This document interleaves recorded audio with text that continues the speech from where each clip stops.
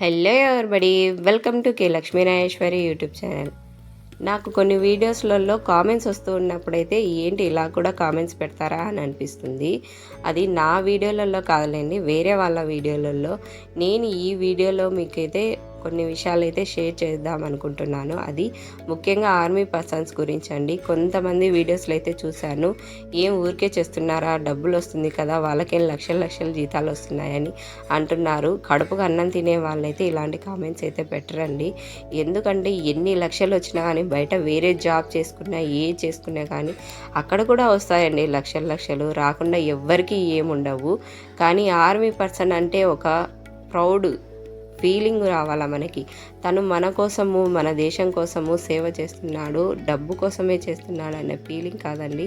రెండిటి విధంగా ఆలోచించండి. ఒక విషయంగా పిల్లలను, భార్య పిల్లలను, వాళ్ళ ఫ్యామిలీలను అందరినీ వదిలేసి సంవత్సరాల పన్న ఆర్మీ క్వార్టర్స్లో ఉంటూ వాళ్ళకు నచ్చని తిండి తింటూ వాళ్ళు వెళ్ళిన వాతావరణంలో వాళ్ళకు అడ్జస్ట్ కాకపోయినా కానీ వాటికి ధైర్యంగా తట్టుకుంటూ ప్రజల కోసము, మన కోసము, అందరి కోసము పోరాటం చేస్తూ బతుకుతూ ఉన్నారండి వాళ్ళు.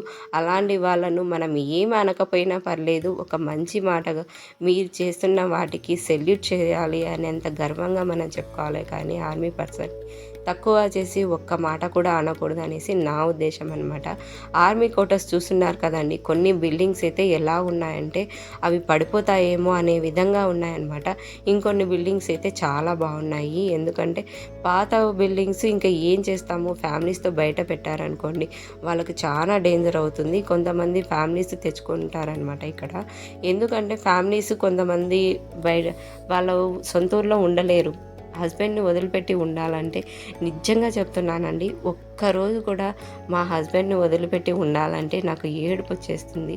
అలాంటిది సంవత్సరాల తరబడి వాళ్ళు భార్య పిల్లలను వదిలిపెట్టి ఉంటున్నారంటే ఎంత గ్రేట్ అంటే వాళ్ళంత గ్రేట్ అనమాట. అది కాక మా ఇంట్లో మా ఆడపిల్లే ఉందన్నమాట. తన హస్బెండ్ 15 సంవత్సరాలుగా ఆర్మీ జాబ్లో చేస్తున్నా కానీ తను 3 సంవత్సరాలు మాత్రమే ఆర్మీ క్వార్టర్స్లో ఉంది.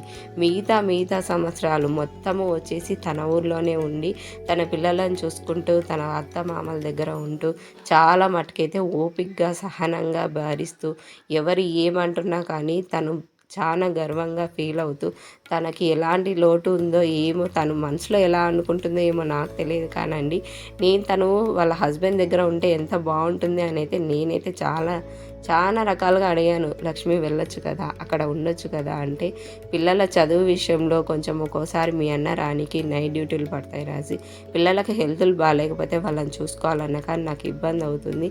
అది కాక చాలా చిన్న పిల్లలు వాళ్ళని అక్కడికి వెళ్ళిన తర్వాత చదువులు ఒక్కోసారి వాళ్ళకి సెట్ అవుతాయి, సెట్ కావు. పిల్లల కోసం అన్నా కానీ నేను ఇక్కడ ఉండి చదివించుకుంటే మేలు అవుతుందన్న మాట అయితే నాతో చెప్పిందే కానీ తను పడుతున్న ఇబ్బందిని మాత్రం చెప్పలేకపోయింది.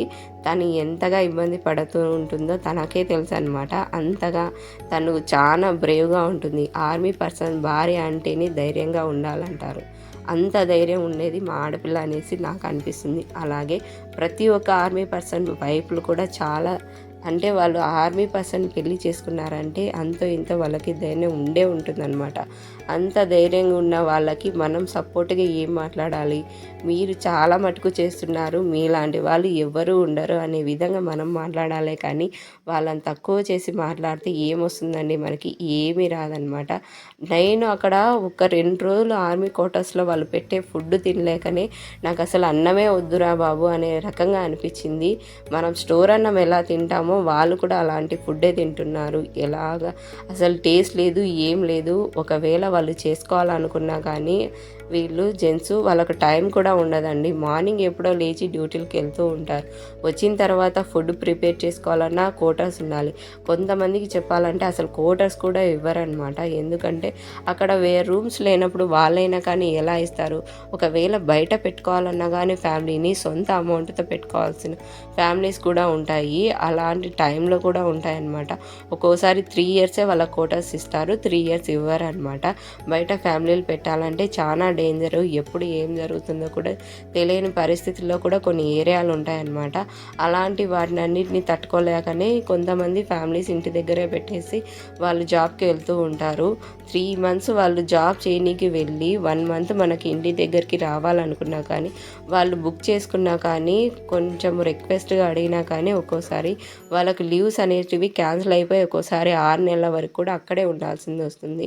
ఒక్కోసారి మనకి ఎంత బాగాలేకపోయినా, పిల్లలకు బాగాలేకపోయినా, మనకు బాగాలేకపోయినా కానీ మనమే చూసుకోవాలి, కానీ వాళ్ళు వచ్చి చూసుకోనికి అస్సలు వీలే కుదరదండి. అలాంటి స్ట్రగుల్స్ కూడా చాలామంది అయితే ఫేస్ చేసేసారు. ఇంకొంతమంది అక్కడే ఉంటున్నారు హస్బెండ్లతో పాటు, కానీ అక్కడ వాళ్ళు ఏ టయానికి వస్తారో ఫుడ్ సరిగ్గా తినిండరు. కొంచెం అంతో ఇంతో వాళ్ళు అక్కడ ఉండి వంట చేసి పెట్టే వాళ్ళకి పర్లేదు, కొంచెమన్నా మేలు అనిపిస్తుంది. ఇక్కడ ఉన్న వాళ్ళకి కొంచెం మేలు, మేము మా పిల్లలైనా చూసుకోగలిగాము అని అనిపిస్తుంది.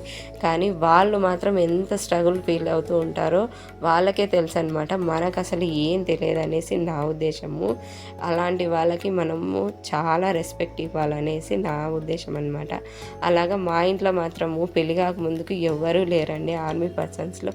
జాబ్ చేసే వాళ్ళు పెళ్ళైన తర్వాత మా ఆడపిల్ల, మా బాబాయ్కి, అలాగే మా బావ వాళ్ళు అందరూ ఈ ఆర్మీ జాబ్లో చేస్తున్నప్పుడు వాళ్ళు ఏమన్నా ఫంక్షన్లకు రానప్పుడు చాలా మిస్ అవుతున్నాము, అందరూ కలిసారు మీరంతా మేమే లేము అని అన్నప్పుడు వాళ్ళు నింటే ఎంత బాగుండని కూడా అనిపించేది.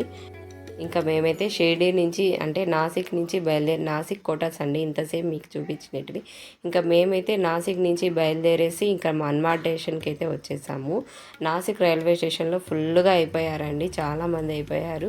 ఇంకా ఆ నుంచి 1/2 hour 1 hour జర్నీ కాబట్టి అట్లే అడ్జస్ట్ అయితే వచ్చేసాము. అక్కడి నుంచి రైల్వే స్టేషన్కి వచ్చేసి మన్మాడ్ రైల్వే స్టేషన్ షిరిడీ నుంచి మేము డైరెక్ట్గా ఇంకా అంటే హైదరాబాద్కి రిజర్వేషన్ అయితే చేయించుకున్నాము. ఇంకా నైట్ అయితే స్టే చేసేసి ట్రైన్లో ఫుల్గా అయితే టైర్డ్ అయిపోయి మార్నింగ్ లేచేలోపు ఫుల్గా నిద్ర వచ్చేస్తుంది. ఇంకా మాకైతే లేయాలని కూడా అనిపించలేదు.